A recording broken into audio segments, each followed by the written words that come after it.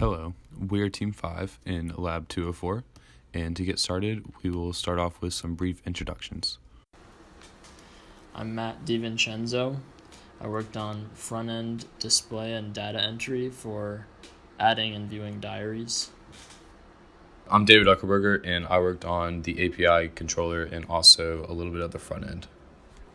I'm Chen-Min Liu. I'm working on the cucumber test and the backend test.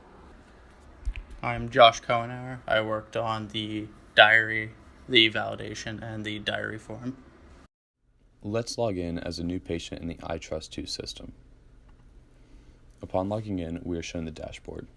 If we navigate up to the Food Diaries drop-down menu and click on View Your Diaries, we can see that we have not inputted any diaries. We can add a diary by going to Food Diaries and clicking Add a Diary. Let's add breakfast for October 20th. We can click the date, the type of meal, and let's say we ate eggs. We had 3 eggs, and each egg had 90 calories, 8 grams of fat, 100 milligrams of sodium, 0 carbs, 0 sugar, 0 fiber, and 8 grams of protein. Upon clicking Submit, we are taken back to the View Diaries page, and we can see the entry that we just put in. In the Daily Totals section, we can select a date. In this case, only 10/20/2018 is available. When we click on that, we can see the daily totals that we have consumed for the given day. So let's add another entry for October 20th. This time, let's make this meal lunch. We ate a sandwich for lunch, and we had one sandwich that was 500 calories, 20 grams of fat, 500 milligrams of sodium, 30 grams of carbs, 5 grams of sugar, 10 grams of fiber, and 20 grams of protein. Upon clicking Submit, we are taken back to the View Diaries page, and we can see our breakfast and lunch entries. Now when we click on October 20th in the Daily Totals section, we can see a summation of all of the calories, fats, sodium, carbs, sugar, fiber, and protein that we have taken in for the day. So let's add another entry on a different date. This time we will add an entry for October 19th. This meal was a snack, and the type of food were donuts. We had 12 donuts, and each donut had 200 calories, 8 grams of fat, 200 milligrams of sodium, 20 grams of carbs, 20 grams of sugar, 0 fiber, and 2 grams of protein. Upon clicking Submit, we are taken back to the View Diaries page, and we can see that they are ordered by earliest date first, and now we have 2 dates to select from, 10/20 and 10/19.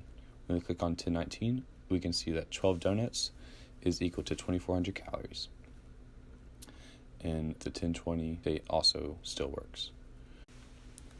Let's now log in as a healthcare professional in the iTrust2 system. Upon logging in, we are shown the dashboard.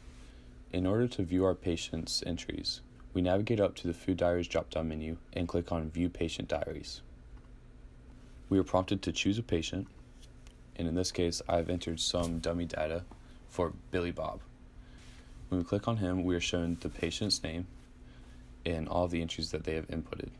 In the daily totals, we can choose out of the given daily totals that he has put in.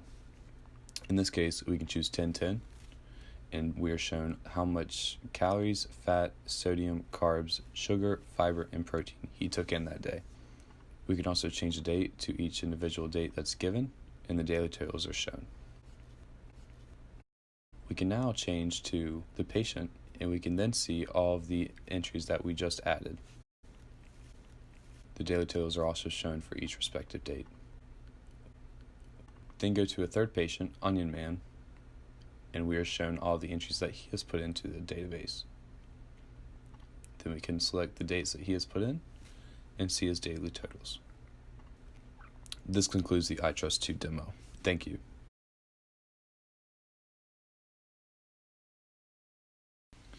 Throughout this project, each team member was responsible for individual aspects of the project. David Uckerberger was in charge of the API controller and the database.